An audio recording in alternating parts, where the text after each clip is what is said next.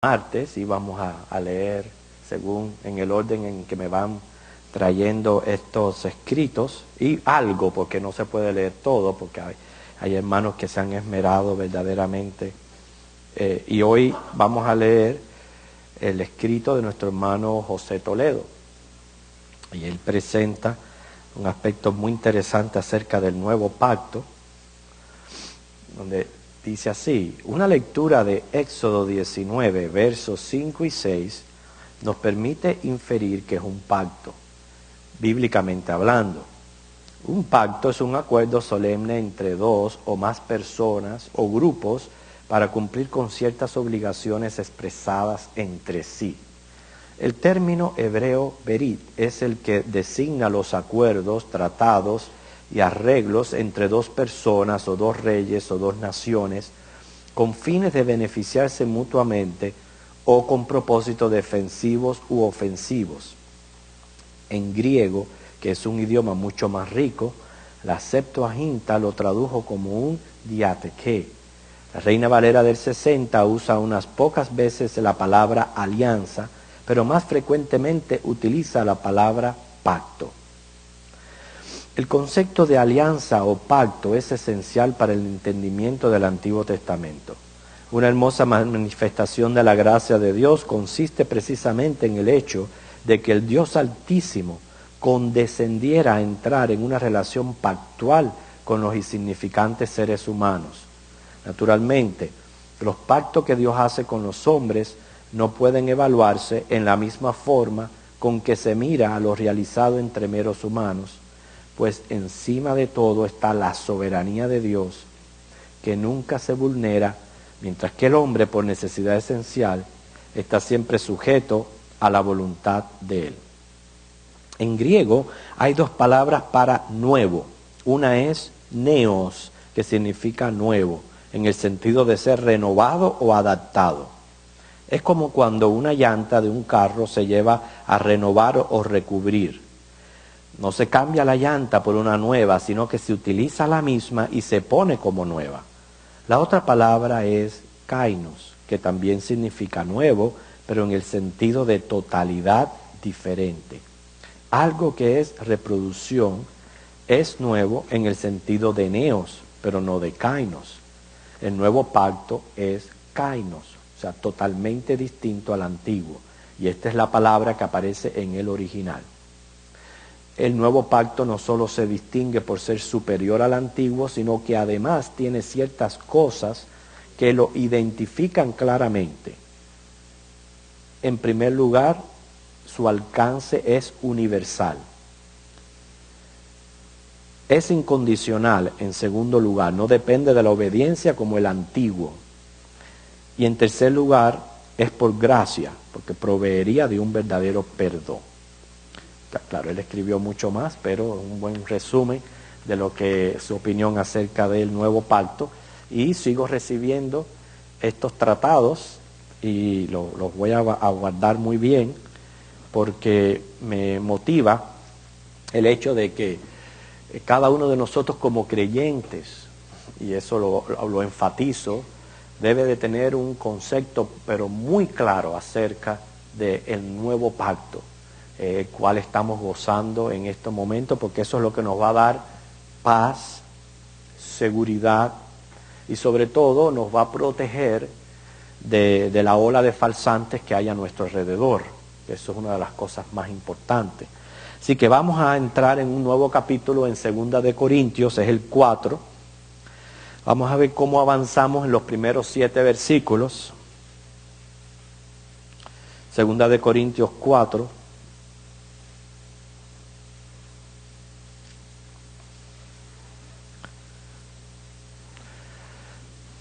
Capítulo 4 de 2 de Corintios. Fíjense que comienza diciendo, por lo cual.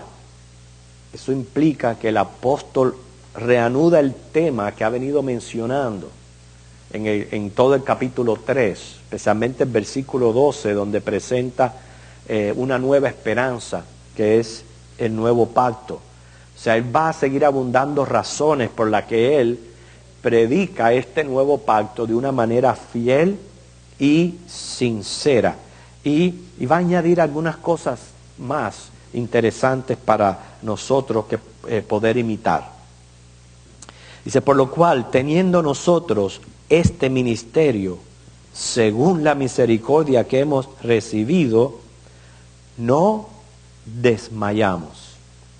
Hermanos, cada vez que se cada vez que se predica el Evangelio o este nuevo pacto, se glorifica a Cristo, no importa cuál sea la reacción del oyente.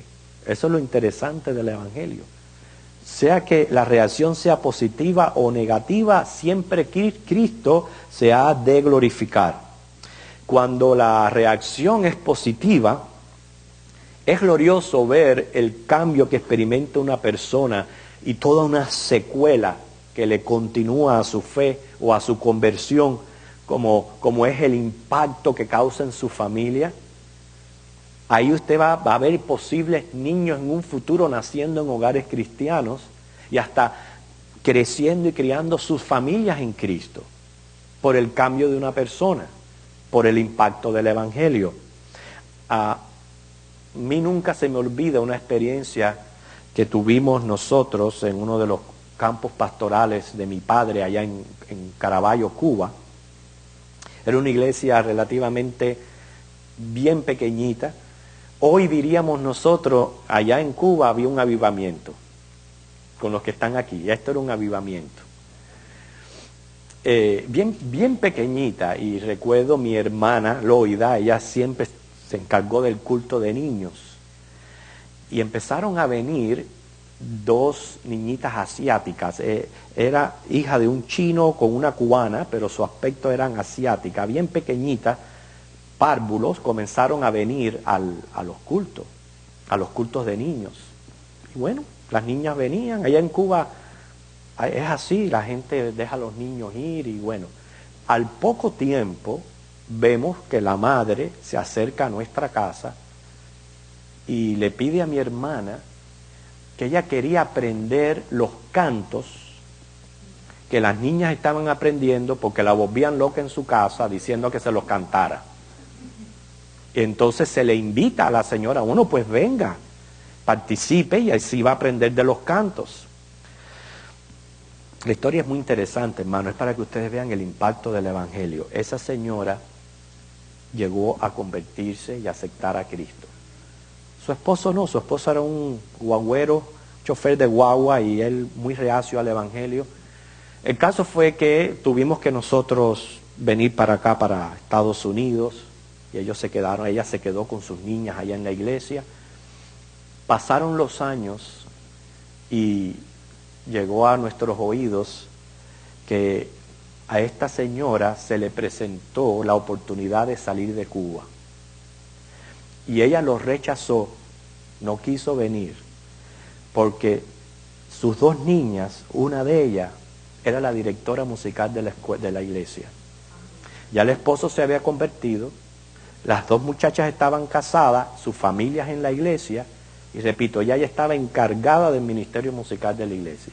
Y por eso no vino para acá, para este país.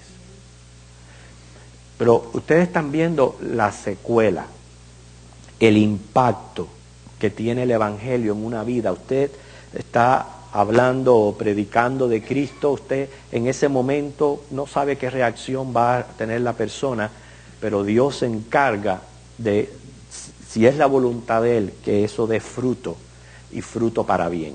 Por eso es que Pablo dice aquí, no desmaya. Para él era un alto privilegio ser un ministro de este nuevo pacto, porque era más glorioso que el pacto anterior, porque es un ministerio de gracia. O sea, era una encomienda elevada ser un ministro del nuevo pacto, a administrar la nueva justicia y la vida. O sea, es superior al anterior, al de la ley. O sea, inclusive más que Moisés, que fue tan venerado por los judíos, Pablo se consideraba un ministro de este nuevo pacto.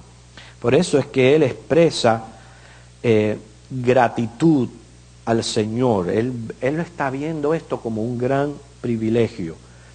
O sea, es un favor en sí que seamos salvos, pero más aún el ser capacitados por el Señor para proclamar este evangelio. Cada uno de nosotros tenemos que vernos como ministros de este nuevo pacto, que es cierto, no todos son pastores, no todos son maestros, no todos son evangelistas.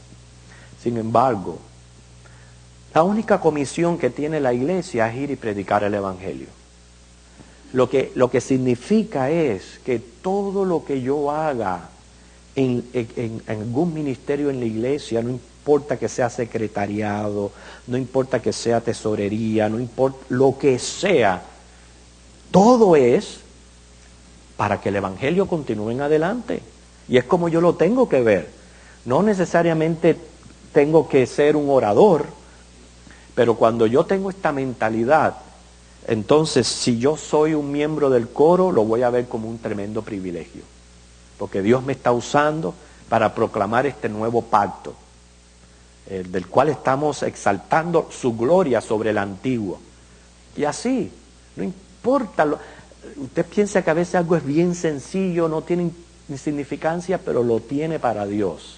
Pero lo tiene siempre y cuando en nuestra mente lo que esté sea proclamar este evangelio, este nuevo pacto del que Pablo habla aquí. Dice el versículo 2, antes bien, renunciamos al oculto y vergonzoso, no andando con astucia ni adulterando la palabra de Dios, sino por la manifestación de la verdad, recomendándonos a toda conciencia humana delante de Dios.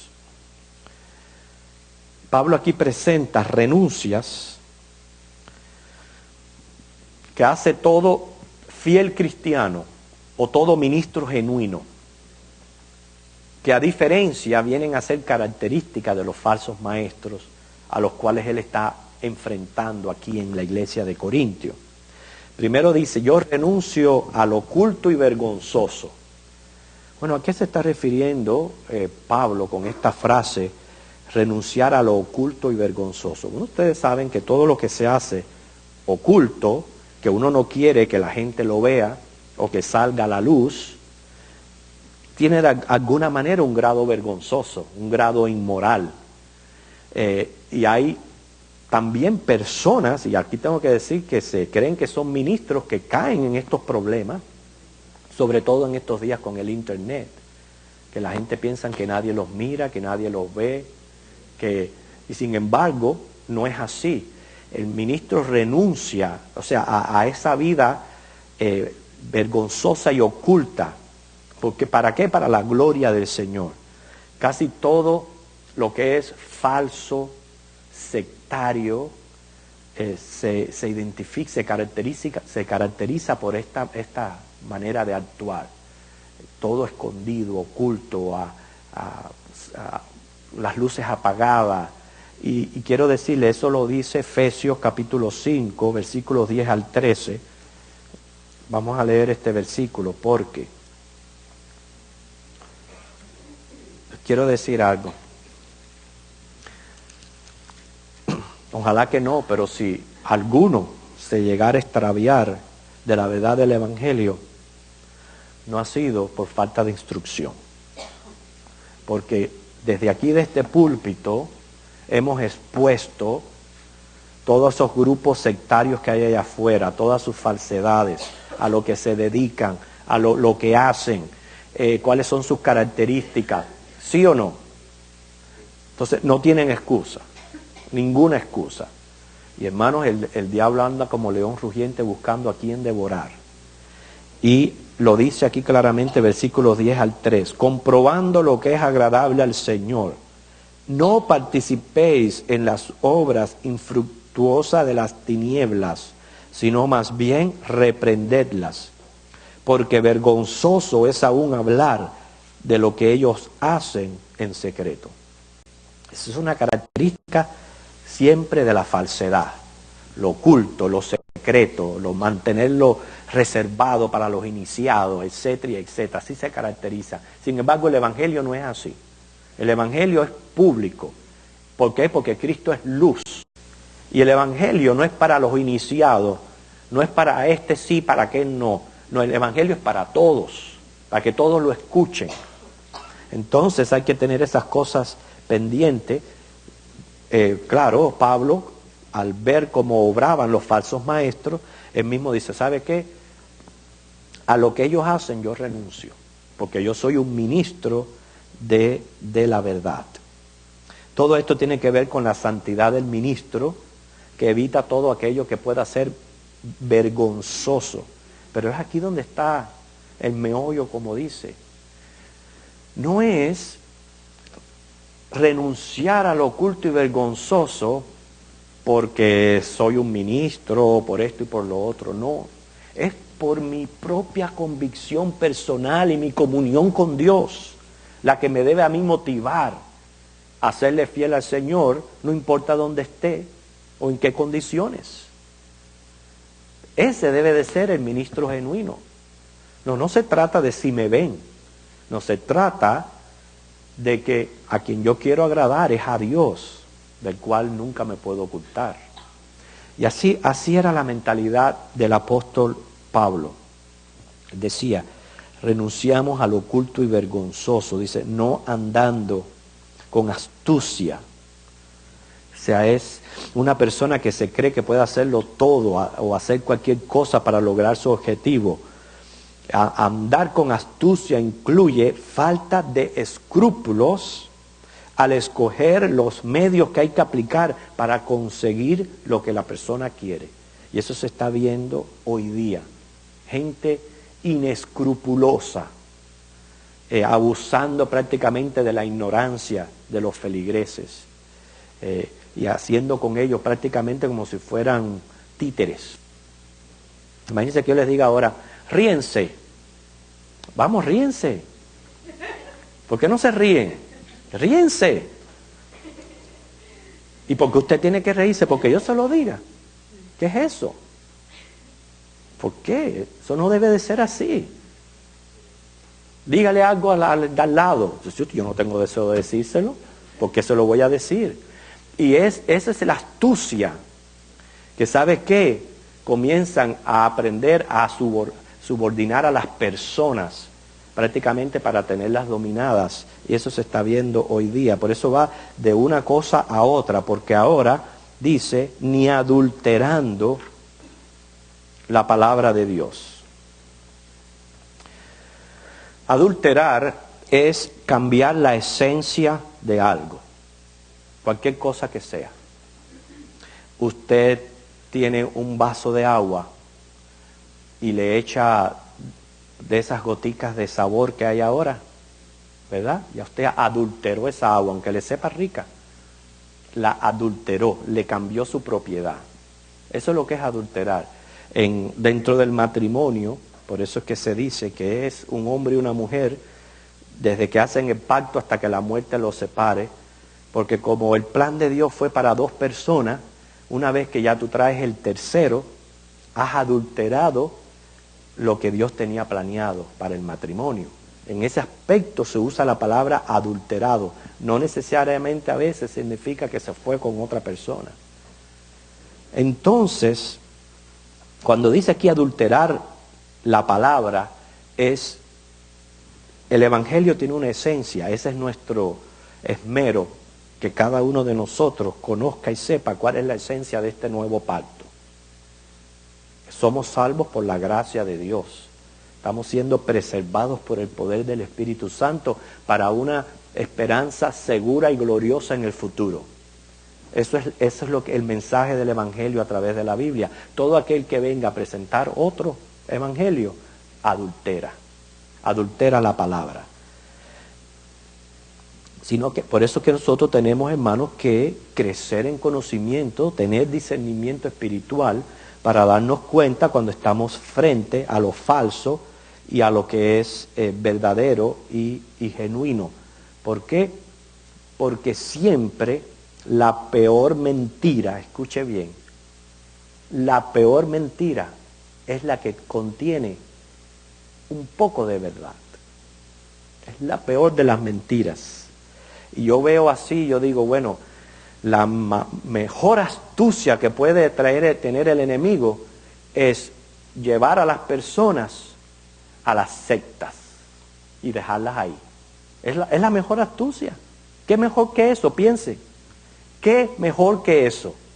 De llevarlas a una secta y tenerlas ahí ya atrapadas. Entonces hay que tener mucho cuidado. ¿Por qué? Porque hay por ahí quienes adulteran la palabra de Dios. Y Pablo dice aquí, sino por la manifestación de la verdad. La palabra de Dios es divinamente revelada, es inspirada por el Espíritu Santo, es predicada con autoridad y con integridad. Y Pablo ministraba consciente que estaba bajo la mirada de Dios. Por eso dice, recomendándonos a toda conciencia humana delante de Dios. El versículo 3 es interesante porque presenta como un evangelio encubierto.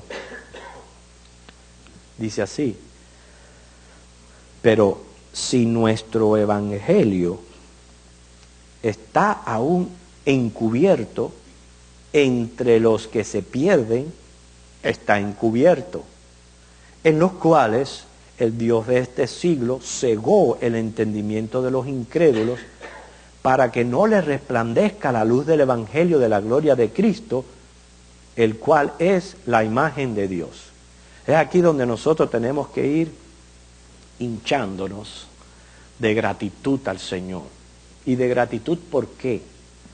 Bueno, porque no solamente hemos sido iluminados con la verdad del evangelio, con una sana doctrina, que sabemos que estamos en la verdad de las Escrituras, pero también estamos siendo utilizados como un medio para llevar este evangelio a otros,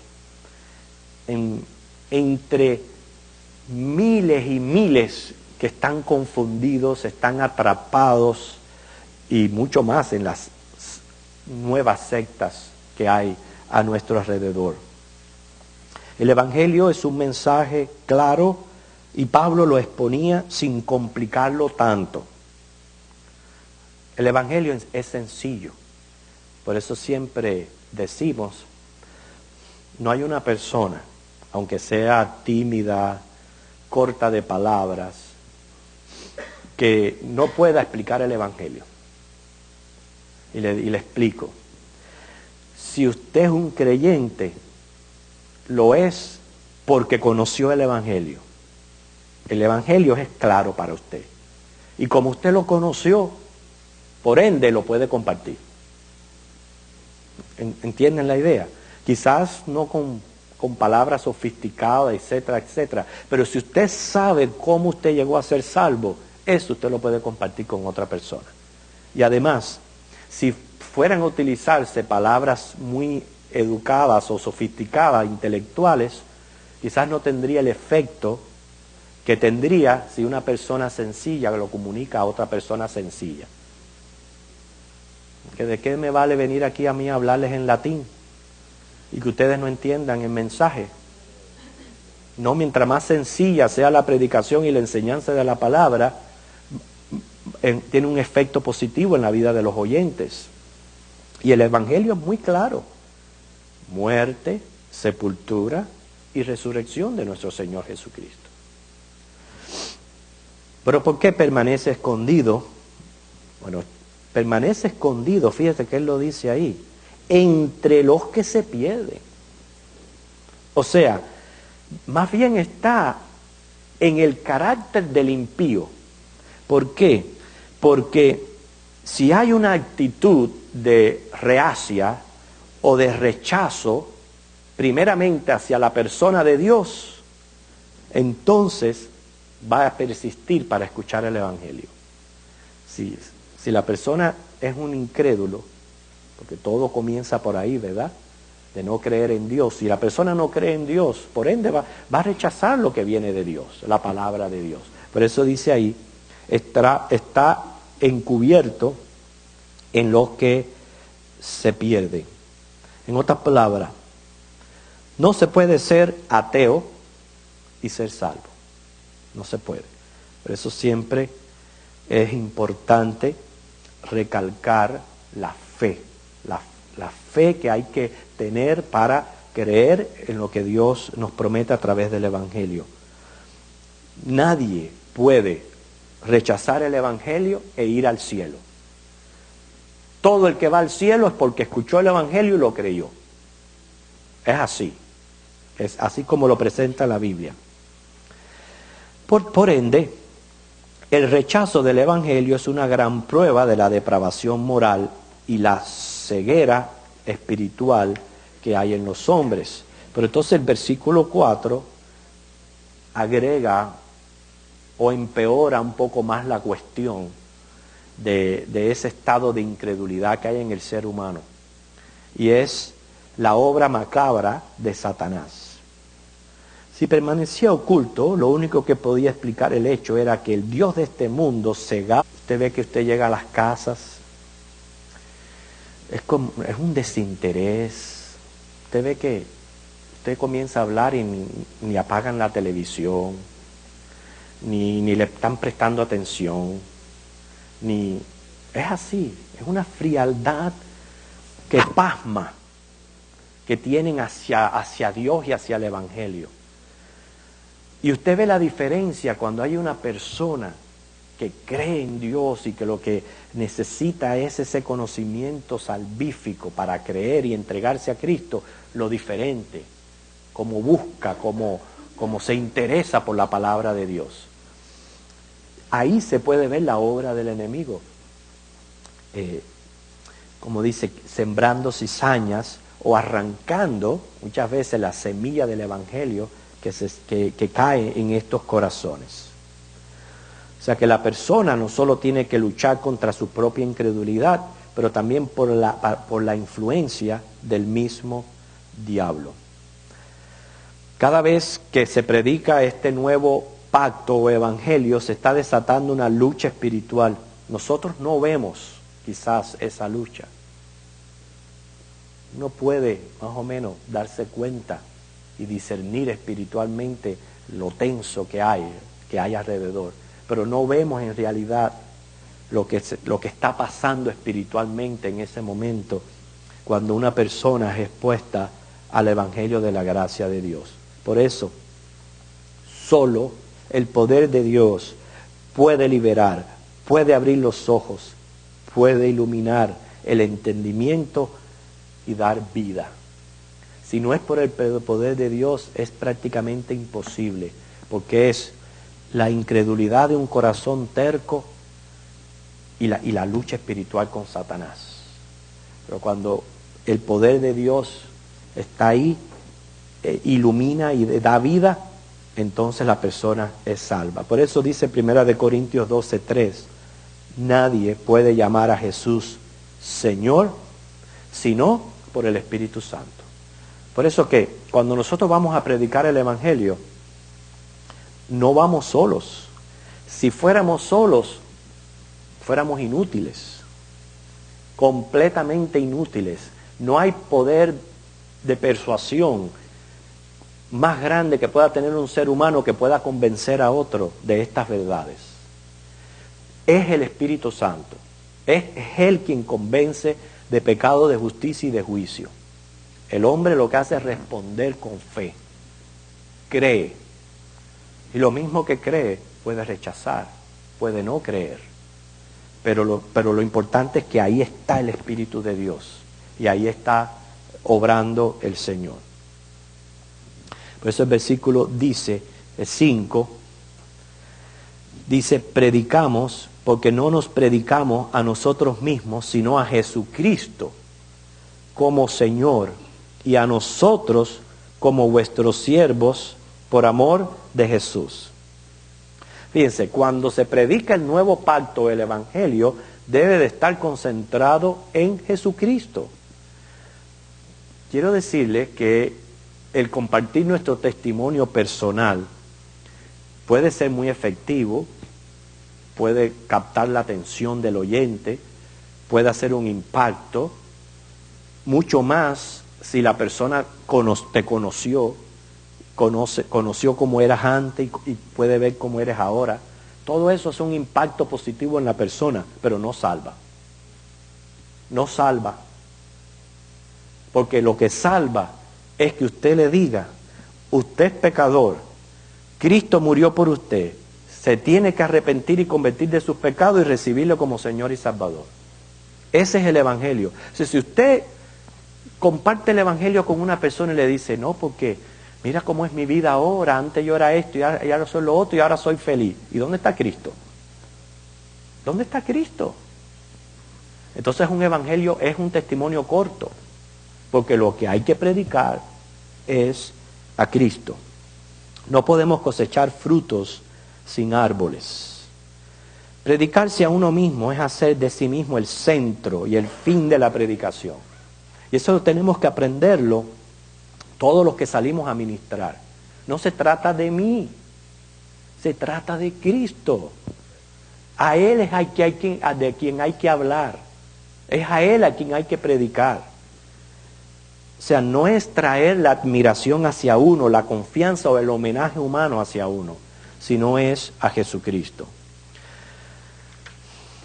Cada vez que yo escucho un predicador con estas tendencias, realmente lo que siento deseo es así, me causa náuseas.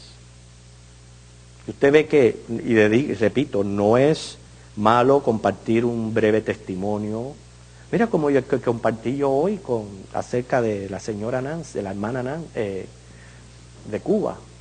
Pequeño testimonio, todo eso no es que sea malo, pero si usted tiene 40 minutos para predicar el Evangelio y 35 va a hablar de usted, con tanto que hay que hablar de Cristo, con tanto que hay que presentar de la palabra de Dios que no nos alcanza el tiempo, realmente, pero Pablo dice aquí, ¿sabes qué? No nos predicamos a nosotros mismos, sino a Jesucristo. Yo puedo ir, hablar un poquito de mí para romper el hielo, para entrar en confianza y en conversación, pero mi objetivo es, lo más pronto posible, dirigir la conversación hacia Cristo, hacia el Evangelio, hacia lo que verdaderamente he ido a hacer. Bueno, vamos a dejarlo hasta acá, porque el tiempo ha pasado, nos quedamos con 2 versículos, pero por lo menos hasta aquí, según lo que expone Pablo en este capítulo 4, él nos está diciendo, en resumidas cuentas, es un tremendo privilegio ser un ministro de este evangelio. Es un privilegio que usted no se puede imaginar. Ser ministro del evangelio no necesariamente se limita a aquellos que van y comparten el evangelio de Cristo, sean predicadores, sean maestros, sean evangelistas, no. Todo lo que yo haga en la iglesia, pero lo hago pensando en el engrandecimiento del reino de los cielos, estoy ministrando este nuevo pacto, este evangelio. Y eso hay que tomarlo con un tremendo privilegio. O sea, una gratitud inmensa, porque es demasiado glorioso como para pasarlo por alto. Señor les bendiga, hermano.